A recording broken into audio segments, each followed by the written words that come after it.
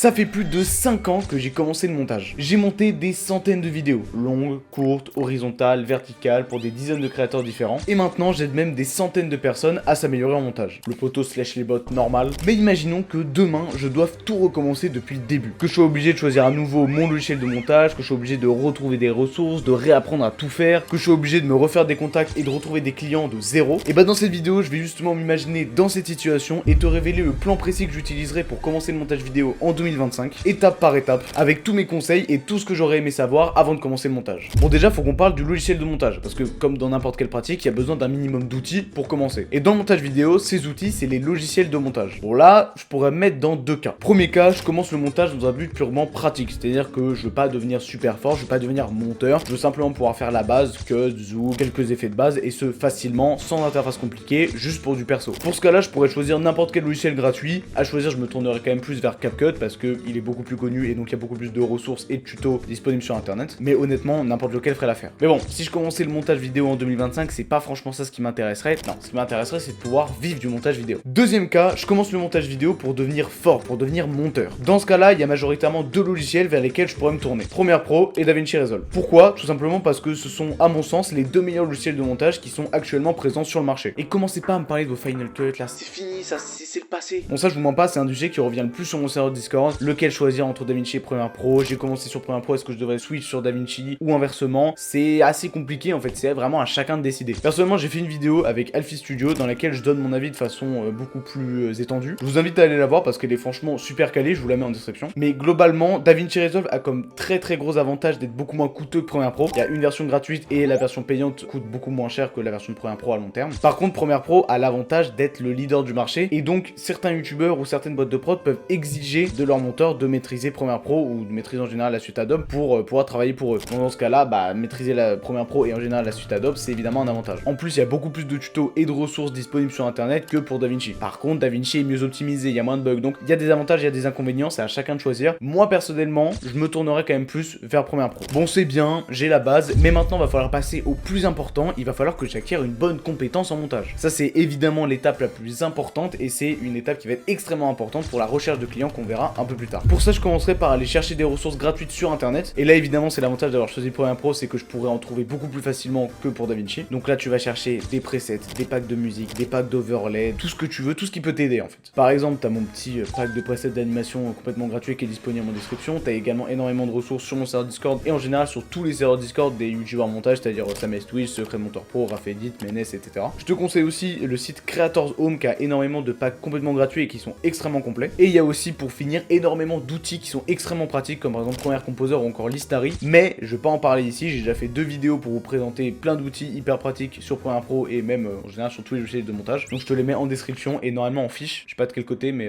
tu vas voir. Une fois que ça sera fait, que j'aurai récupéré une bonne base pour démarrer, il va falloir que je m'améliore en montage, comme je vous l'ai dit juste avant, c'est l'étape la plus importante. Donc je commencerai par regarder un tuto global sur le logiciel pour vraiment avoir la base. Et là, j'arriverai au moment où 80% des monteurs abandonnent. Pourquoi? À cause du manque de temps? À cause de la flemme? Non, à cause de bien pire que ça. À ce moment-là, je me retrouverai face à cette interface compliquée. Il y a des boutons partout, c'est vaste, c'est complexe, je comprends rien, je stresse, je tétanise, et au final, je me lance jamais. C'est peut-être d'ailleurs ce qui t'est arrivé. Ok. Calme-toi, on va prendre un exemple. Est-ce que tu crois que si je prenais un gars qui a jamais joué au foot de sa vie et que je le mettais au milieu d'un match de Ligue 1 en lui disant de marquer un but, il serait pas tétanisé? Bah bien sûr que si, et franchement on serait tous pareils à sa place. C'est normal de pas tout comprendre, c'est normal que ça soit compliqué au début, c'est normal que ça fasse peur, mais il faut pas abandonner, faut avancer pas à pas. Kaizen, vous avez pas appris de Youngstag? Donc pour commencer, je pense que je commencerai clairement par chercher des rushs non montés, que ce soit de streamers ou de youtubeurs, donc c'est-à-dire des VOD ou des vidéos de tests pour des montages. Sur mon serveur Discord, tu peux aller dans ressources et dans le post épinglé, juste ici, t'as tout ce qu'il te faut. Et j'essaierai de faire ce que je peux avec ce que j'ai pour l'instant. C'est-à-dire qu'au début, ce que je ferai, ça sera nul. Et c'est complètement normal. Le plus important, c'est de finir un projet, d'avoir une finalité. C'est ça qui motive. Ça concrétise tes efforts. C'est pas un truc que tu fais dans le vide. En parlant de ça, je lancerai clairement une chaîne YouTube. Et ce, pour 3 raisons. Déjà, pour avoir des rushs à monter constamment. Ensuite, je le ferai pour avoir une motivation à monter. Une finalité, un objectif. Je le fais pas juste pour moi ou dans le vide. Je le fais pour ensuite le partager à des gens. Et enfin, je le ferai pour commencer à prospecter. Et ça, pareil, on le verra plus tard. Moi, par exemple, avant de me lancer dans les tutos sur le montage, paramétrage, j'ai fait une vidéo par semaine pendant plus de 2 ans sur le gaming et le divertissement. Sur cette chaîne, hein. Juste tout est en non répertorié parce que faut pas déconner. Alors oui, quand je regarde ces vidéos, je vois clairement un problème.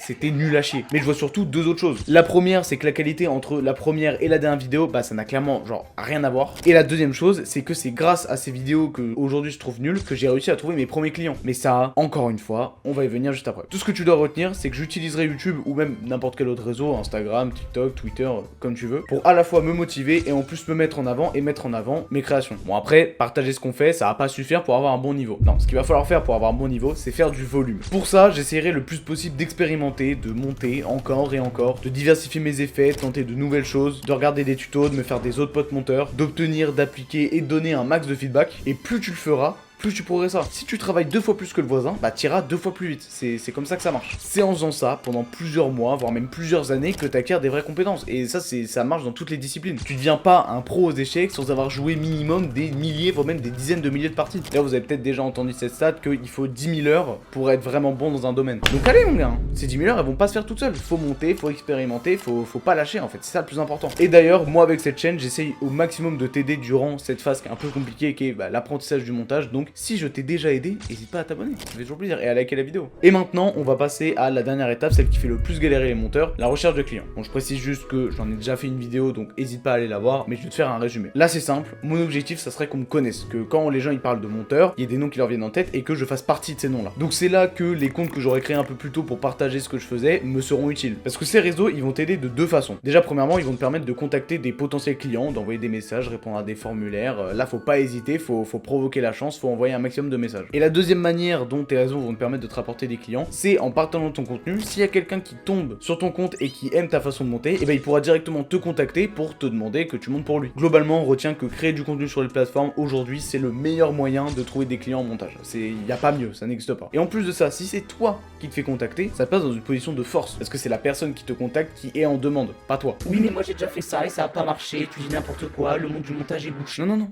T'es juste nul, mon gars. Ça fait mal dit comme ça, mais c'est la vérité. De toute façon, c'est simple. Je n'ai jamais vu un bon monteur ne pas trouver de clients. Si personne te répond ou que t'es obligé de mettre tes vidéos à 5 € pour trouver des gens intéressés, c'est juste que tu n'as pas le niveau. Donc hop, retour à l'étape d'avant, apprends et progresse. Et même si toi, là, qui me regarde, tu penses ne pas être concerné par ce que je dis, si, t'es très probablement concerné par ce que je dis. Après, si tu veux vraiment exploser ton niveau en montage, tu peux prendre un petit coaching avec moi. Pour 30 €, t'économiseras des dizaines d'heures de galère. Donc si t'es intéressé, c'est en description. Et voilà, ça y est, après avoir suivi toutes ces étapes, j'aurai de nouveau un bon niveau en montage et des clients qui me feront confiance. Et crois-moi, t'es aussi capable de le faire. Tout le monde est capable de le faire. Parce que certes, 90% des monteurs sont mauvais. Ça, c'est la vérité, c'est indéniable. Par contre, il ne tient qu'à toi de t'entraîner, de progresser et de te hisser au-dessus de ces 90% et de prendre ta place. Parce que crois-moi, de la place dans ce milieu, il y en a. Vraiment, il y en a énormément. Par contre, pour ça, il faut avoir un bon niveau. Et c'est pour ça que je t'aide avec cette chaîne YouTube. N'hésite pas à t'abonner encore une fois. En tout cas, j'espère que cette vidéo pourra t'aider si t'as commencé le montage récemment ou que tu comptes commencer ou même que t'as commencé il y a longtemps. Il y a quand même des bons conseils. Je te conseille énormément de rejoindre mon serveur Discord, de télécharger mon pack de presets d'animation, c'est gratuit. Et pour les plus déter, il y a aussi mes coachings qui sont disponibles en description. Et moi je vous fais des bisous.